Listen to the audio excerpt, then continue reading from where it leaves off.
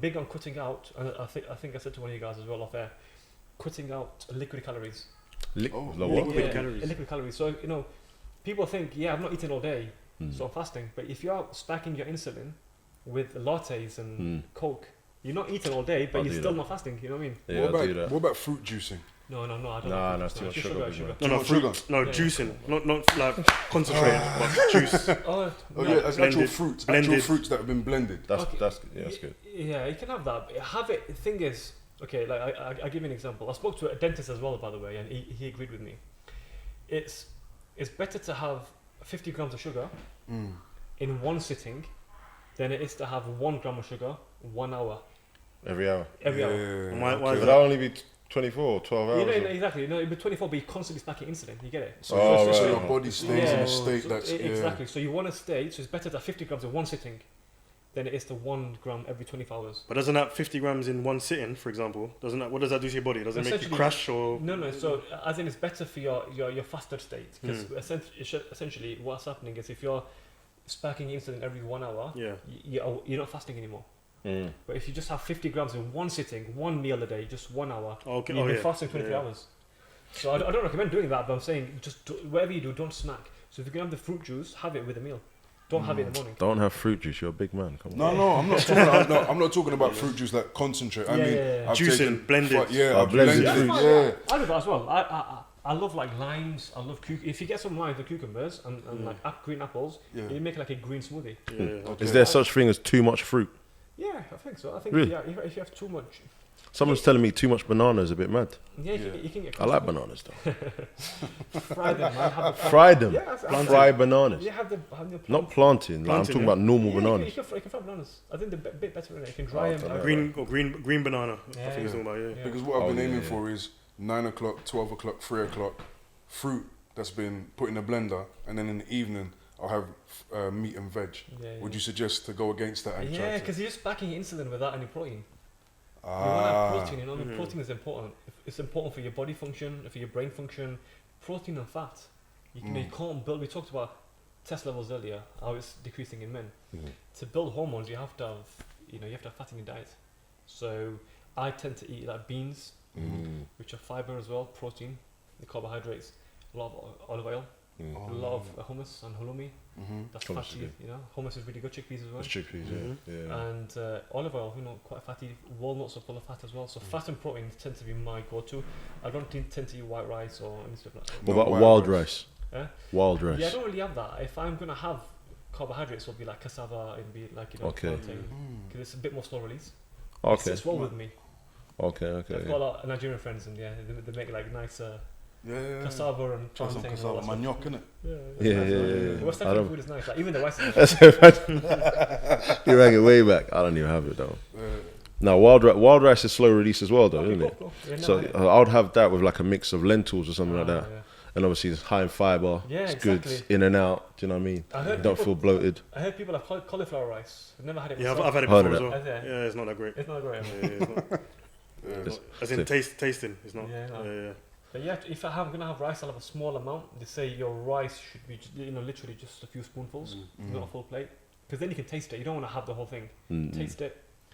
Brown rice and peas, etc. And then majority of your food should be protein and fat. That's what I feel. Anyway, it keeps you in shape. Keeps you, I'm doing a thing called 75 hard challenge, where basically you gotta work out twice a day, eat a certain diet. Take pictures of your progress and read like 10 pages, right? A day, right? I found that keeping to the same diet has kept me efficient.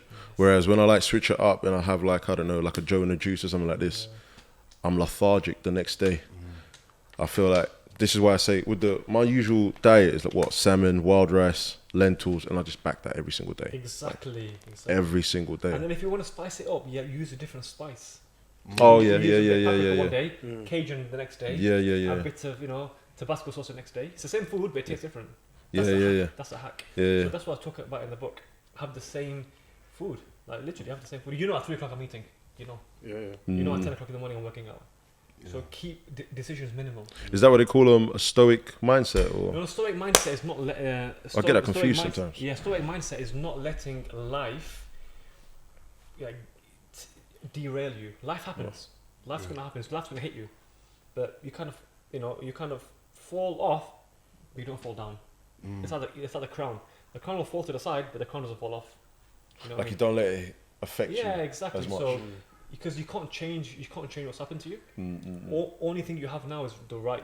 You only thing you have in your presence is right now, the moment. You don't have the past, and you don't have the future because the future is uncertain. So whatever happens to you, you only control your reaction to it. You can't control the event. You can only control your reaction. Oh right, okay. Because you mentioned in the book, you shouldn't worry about things you can't control. Exactly. That doesn't make any sense. Exactly. If something happens to you, death or disease or something which is external, you can't control that. So why worry about something that you can't control? There's normal to have a response, by the way, but not a reaction. Respond, but do not react. There's a difference. Reaction is start crying and everything. No. Process it, and then respond. Don't react. Reaction is quick. Response is impulsive. Yeah, exactly. Impulsive. Yeah, cool. Response is measured. Before we move on from fasting, I came across gut-brain axis. Yeah. So can you what's that? The gut-brain axis, right? Okay. Gut-brain axis. Yeah. Have you heard of the gut microbiome? You probably know about probiotics and stuff like that. If you're into there's like Yakult. Yeah, exactly. Yakult. But Yakult's full of sugar and all these companies. You can make your own, like kombucha and all these things. They're like kombucha. Seaweed, very good. Seaweed is very nice. Yeah, it's very good for the gut. So basically, we've got neurotransmitters in the gut. Yeah. I know it sounds weird, but we actually got a part of our brain in the gut. Oh yeah, I heard of this. So you've heard of I've got a gut feeling. Yeah. So there's a reason why our mother said that. It's not like an old wives' tale. Actually, it's legit. So we've got serotonin, which is a happy hormone, it's released much more. It's like 10 times more, maybe 100 times more in the gut than it is in the brain. So what you eat affects how you feel. They say you are what you eat, all that kind of stuff. So it's a big reason behind it. So if you eat good food, your trillions of bacteria are happy. They release chemicals, serotonin. So don't think about the brain, think about the gut. So fasting is making the bacteria happy. They're having a rest. They're constantly just churning all day. Because they're overworking. Overworking, just get a rest. Fast, 18 hours. And see how you feel in your mood. I'm saying you are what you eat. So if you eat naan, I'm playing. So look after your gut, man. Look, the gut's not only there to digest; it's there to make you happy as well. So look after it. Treat it like a prized possession. 100%. They say junk in, junk out. Yeah, you treat your body good, it'll treat you good. Like you feel better after grilled chicken or something, or grilled salmon. You feel better, don't you? Like then, on Mackey's or something. Oh yeah. You honestly feel like shit. Yeah. The food is crap. Yeah. I was going to say, I might have missed the first part. What I was going to ask, why did you write this book? I've been through my own journey of discovery. I get a lot of doctors coming to me, burnout, COVID, just a lot of burnout. So I was like the older brother to a lot of guys. Right. So I'm like, let me just write a book to get people on the right track. And for me as well, I tweet a lot. So I'm like, let me just put it all in a book. I've got tweets every day. Okay. Twitter for me is my journal. It's my, I've been writing journals for many years, but I keep losing them. And being a doctor, I've got the terrible handwriting. I can't even read my own writing sometimes. So I'm like, best to keep it on Twitter, isn't it? Eh? Best to put it on Twitter. Yeah, keep it on Twitter. Put it on Twitter. And then I put, dangerous place. Yeah, but is that as in like your professional presence or for your personal? Personal. So okay. So I don't use Twitter for professional. I was saying to you offline as well. Yeah. Like, I use LinkedIn for professional. Twitter's personal. That's like an active CV, LinkedIn, huh? Yeah, exactly. Yeah, LinkedIn is active CV. It's your digital passport. I use it as a CV. But Twitter is my journal. It's a very public journal, but it's my journal. Like I tweet everything, like how I feel, etc. So I'm like, why don't I put all these tweets, put some meat on the bones, and put it into a book? And that's what it came about. Yeah. But I didn't want to spend months writing a book. I wanted to do it in a few weeks and just put it all together. So how long did this book take? I think it took me a couple of weeks. It didn't take long. I just wanted to put it out there. Yeah. Like this book, I want to make it into a proper book. Publish it next year. So shout out to Penguin if you're listening, guys. Oh yeah. So where can we find the book? Like if you wanted to. So this one's on Gumroad. Gumroad. Yeah, Gumroad. Yeah. So Gumroad universitymasculinity.com/mentality monster. Yeah. I'm Mentality Monster. I'm a Liverpool fan as well, so shout out Liverpool. Yeah. Mentality Monster, like that was Jurgen Klopp's thing. Yeah, it was. To come back from anything. Come back. 4-0 down. Come back.